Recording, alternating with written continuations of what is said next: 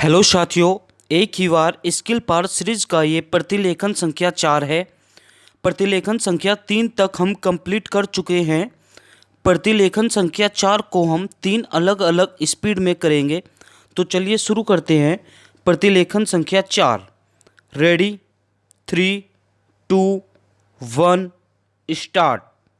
माननीय सदस्यगण, हाल में उत्तर प्रदेश के राज्यपाल ने हिंदी के विकास के बारे में जो विचार प्रकट किए हैं वे अज्ञान के सूचक नहीं, एक धारणा के सूचक है। जो हमारा अनुमान है राज्यपाल महोदय तक सीमित नहीं हैं, बल्कि कांग्रेस के अधिसंख्यक नेताओं की धारणा है। बहुत से इसे स्पष्ट शब्दों में प्रकट नहीं करते, तो इसलिए नहीं कि वह पूर्वाग्रह से मुक्त है, बल्कि इसलिए कि इससे राष्ट्रभाषा संबंधी एक व्यापक पाखंड की सुविधाजनक ओट उन्हें मिल जाती है। राज्यपाल महोदय ने इस बात पर बहुत जोर दिया कि हिंदी का विकास अखिल भारतीय दृष्टि से ही होना चाहिए। सुनने में बात बड़ी अच्छी लगती है। यह बात और भी अच्छी है कि इस भाषा का विकास अखिल मानव जाति के कल्याण की दृष्टि से ही होना चाहिए।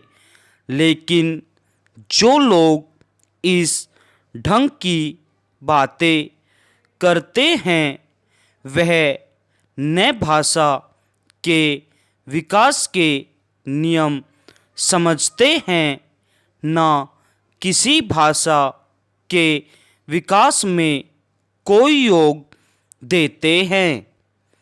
इस तरह के लोगों की कृपा केवल हिंदी पर होती है, क्योंकि हिंदी को संभाव्य राष्ट्रभाषा का नाम देकर इस विचार के सब लोग उस पर मनमानी लाद देना चाहते हैं और इसके स्वाभाविक विकास में रोड़ा अटकाते हैं।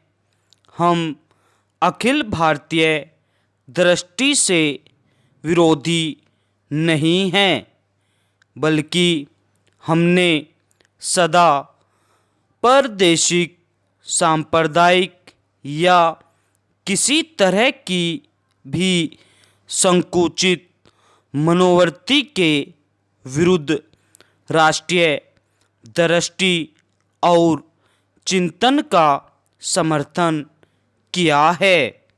लेकिन हमें यह बात दोहराना भी आवश्यक जान पड़ता है कि भारतीय भाषाओं में हिंदी ही सबसे अधिक और सबसे अधिक निष्ठापूर्वक अखिल भारतीय दृष्टि से सोचती रही है और अखिल भारतीय उत्तरदायित्व वहन करने के योग्य बनने का स्वतः प्रयत्न करती रही है। इसलिए कि यह मध्य प्रदेश की भाषा की सहज, स्वाभाविक, प्रवृत्ति और ऐतिहासिक नियति है।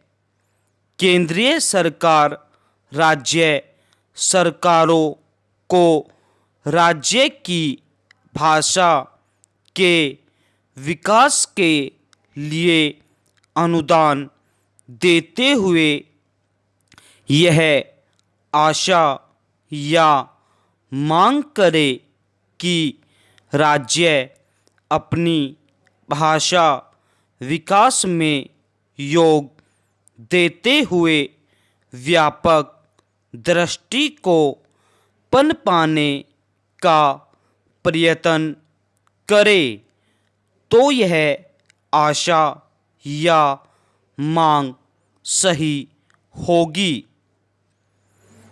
Again, ready, start. माननीय सदस्यगण, हाल में उत्तर प्रदेश के राज्यपाल ने हिंदी के विकास के बारे में जो विचार प्रकट किए हैं वे अज्ञान के सूचक नहीं, एक धारणा के सूचक है जो हमारा अनुमान है राज्यपाल महोदय तक सीमित नहीं है, बल्कि कांग्रेस के अधिसंख्यक नेताओं की धारणा है। बहुत से इसे स्पष्ट शब्दों में प्रकट नहीं करते, तो इसलिए नहीं कि वह पूर्वाग्रह से मुक्त है, बल्कि इसलिए कि इससे राष्ट्रभाषा संबंधी एक व्यापक पाखंड की सुविधाजनक ओट उन्हें मिल जाती है। राज्यपाल महोदय ने इस बात पर बहुत जोर दिया कि हिंदी का विकास अखिल भारतीय दृष्टि से ही होना चाहिए। सुनने में बात बड़ी अच्छी लगती है।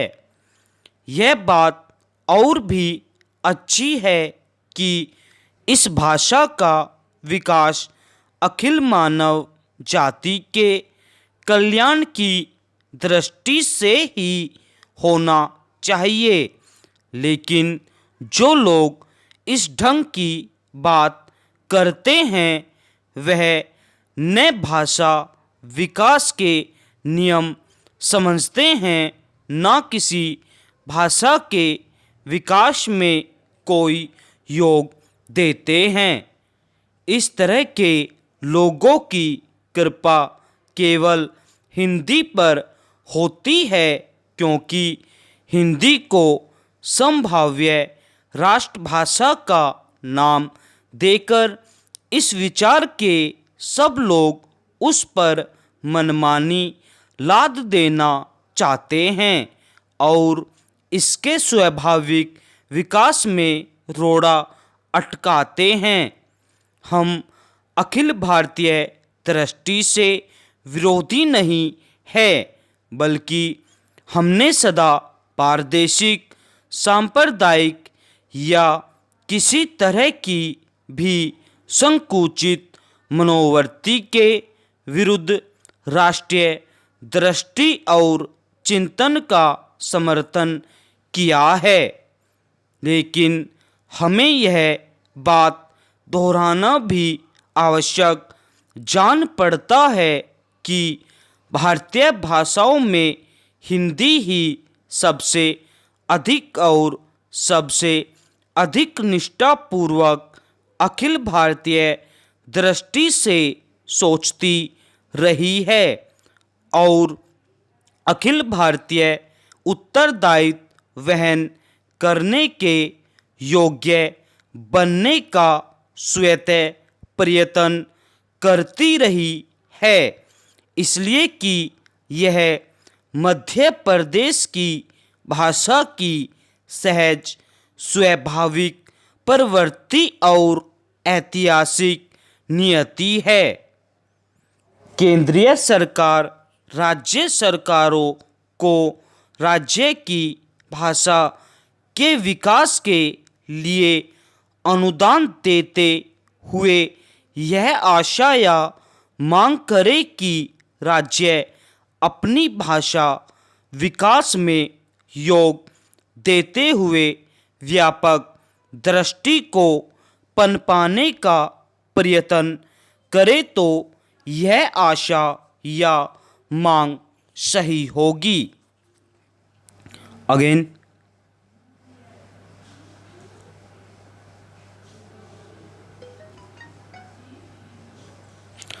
Ready start.